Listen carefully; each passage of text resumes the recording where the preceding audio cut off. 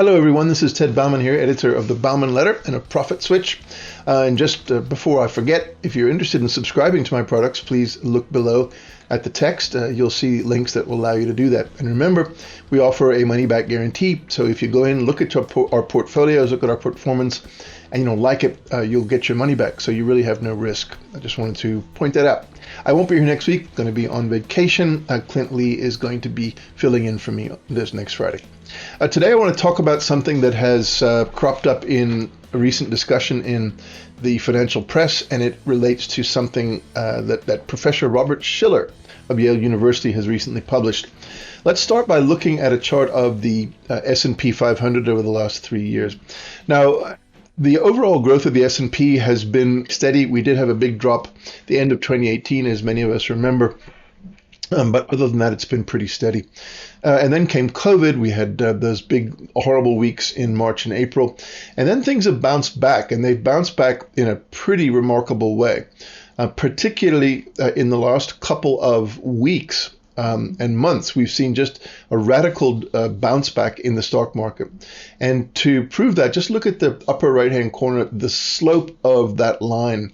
It's hard to spot any other part of the chart other than just during late March, early April, when we've ever seen that rate of increase in the S&P 500. So it tells us that people are desperately wanting to buy into the stock market in the middle of a massive crisis, global pandemic, a lot of uncertainty. We do have a vaccine coming, but nobody really knows how quickly the economy is going to recover. So why are stocks growing? Well, Shiller has his argument, and it's based on something that he originally called the CAPE ratio, which is the cyclically adjusted price to earnings ratio. And now the CAPE ratio, here's a chart that shows that historically, going back to 1881, historically it averages around 17. Right now, it is sitting at around 33.4. It's only been in that position 3 times previously, once just prior to the Great Depression, and twice around the dot-com boom and bust, once on the way up and once on the way down. So from that perspective, it looks like stocks are dramatically overvalued. But look at this next chart. This chart is Shiller's attempt to try to look at the relationship between the PE ratio, his CAPE ratio, and the yields on treasury bonds. And he derives it simply by taking the CAPE ratio, inverting it, which then gives you a measure of the yield of the stock market, because by definition, CAPE ratio is price over earnings, cyclically adjusted to smooth out ups and downs over the short term. And that gives you then, what is it, in effect, a yield, which is how much you can expect to earn for every dollar you spend on the buying stocks in the stock market. And right now, we're sitting at around 4. Now, the way that the gray line is measured, he calls it the excess CAPE yield. It is the gap between what you earn on a dollar invested in the U.S. stock market compared to a dollar invested in a 10-year treasury bond. And over time, you can measure how much more people have earned from the stock market compared to the bond market. When that line is higher, when the gray line is higher, it means that people are getting a lot more for their money from the stock market than they would in the treasury market. Now, the remarkable thing is that where we are right now is not all that unusual. We're in fact kind of right in the middle of the range. There have been times back in the late 50s and during the 70s when the yield on stocks compared to the bond market, compared to the yield on a U.S. Treasury bond, has been far higher than it is. Now, from this, essentially Shiller concludes that the stock market is not really all that overvalued relative to history, particularly when you assume that the alternative is essentially the bond market. Now, we'll leave aside that there are other ways to invest, but from the perspective of financial markets, bonds and stocks are really the big game. So he's saying that, hey, we're not all that overvalued because interest rates are low, and that accounts for the rise in PE. Now, the question is that enough? And I don't believe it is. Do low interest rates on their own lead to higher earnings multiples and justify them? Well, no, they don't, obviously. And to me, I think it's not really rational. It doesn't make sense to bid up stocks just because interest rates are low. And the reason is because unlike the assumptions behind his logic here, this excess CAPE yield, things are not equal. the dynamic of the relationship between interest rates and stock prices can change over time. And if that does, then it means that his ECY, his excess cape yield, may not be a good guide to the future. Now, why are interest rates usually low?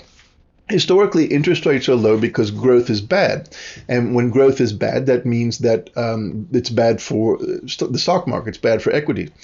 And that leads to a relationship between the rates on treasury bonds and equities over time. When rates come down from very high levels, equity multiples tend to improve. We get higher PE ratios.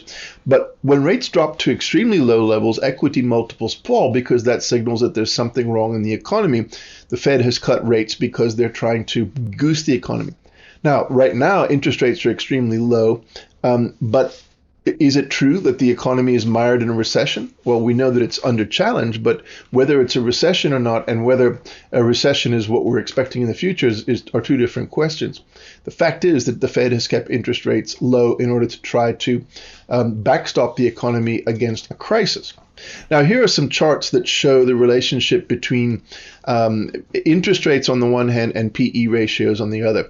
And it illustrates this idea that over time, you get very high, as interest rates fall, you see that curve, that blue curve, tends to go up. So PE ratios go up as interest rates fall, but then they tend to fall again once interest rates reach a certain negative level, particularly when you're looking at negative treasury bond yields compared to inflation. And what this chart shows is that historically it's a pretty good fit. There's just one outlier, and that is the dot-com boom, when essentially valuations got completely out of hand relative to any historical precedent. But the red dot is where we are right now. It shows a cyclical adjusted cape yield of about 33.5 at a negative 1% real interest rate, and that is at above the highest end of the data set for that particular model. Okay. Now, what that's telling you is that despite Professor Shiller's arguments that low interest rates justify higher stock valuations, right now, even by that same logic, we are higher than we have been almost any time before. And those blue dots are the previous times. You can see most of them fall below that mean, which is the green line. Now, the next chart shows us that this is true right across most kinds of economies, that emerging markets exhibit the same kind of pattern. Developed markets, which is basically Europe and Japan and other countries like that, they also have the same sort of pattern. And the yellow dot and the red dot shows the current relationship between bond yields and stock price valuations in those economies. But look at the United States. Our CAPE ratio is far higher than any other set of economies in the world. Now, that demands an explanation. You can't just take it as a given that, as Professor Schiller says, that if you are earning excess yields that you should push stock prices up. It doesn't happen in the rest of the world. Why is it happening here? Well, here's a third chart that shows a potential argument for why that's the case. What we see is that there seems to have been a change in the relationship between interest rates and stock valuations. Before 2014, which is roughly before the Fed's full commitment to easy money and extraordinary liquidity kicked in, the relationship between the CAPE ratio and government bond yields was reasonably according to historical norms. But look at what's happened since then, since 2014, when the Fed started stuffing money into the markets. We see that the samples, the quarterly samples from 2014 onwards, show that there are consistently higher CAPE ratios at every given level of government bond yield than there were previously. Now, that suggests that something has happened. What has it happened since 2014? Well, one thing is that the relationship between rates, bond rates, and earnings multiples have changed in such a way that people have got used to the notion that rates are going to stay low. And so they've adjusted their expectations about the future of interest rates. And so therefore they feel like, well, I can go ahead and safely bid stocks up because interest rates are not likely to rise. And that means that the traditional relationship between bond yields and the stock market that had held for years has broken down. And that's why we can't say that everything else is equal, which is the assumption that Professor Schiller's excess CAPE yield relies on. If the relationship between bond yields and stock valuations has changed because of some secular long-term change in the way investors are approaching the market, then that ECY is not a safe measure for us to be able to determine whether we are in overvalued territory or not. Now, the critical thing here is that whatever has made stocks rise so much during the course of this year, it's not rates, right? The most recent rise in the valuation of the U.S. stock market has not been accompanied by any change in the Fed. The only thing that's changed is that they've said that they will stick to lower rates longer. They've said they won't necessarily raise rates until we consistently hit more than 2% inflation, but rates haven't gone up, and yet stock valuations keep going up. So in a sense, the logic behind Professor Schiller's measure is breaking down, because we don't have lower interest rates than we did a year ago, and yet we have much higher valuations.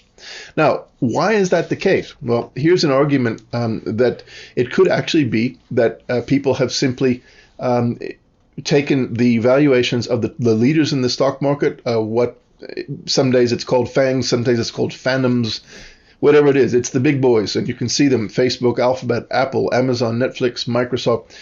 You can see that from 2008, the forecast earnings for those companies has just completely moved away from the rest of the market. The rest of the stock market, the rest of the S&P 500, hasn't really done all that different. It's a little higher than the rest of the world, but fundamentally, it's just those big stocks that show the fantastic growth of earnings.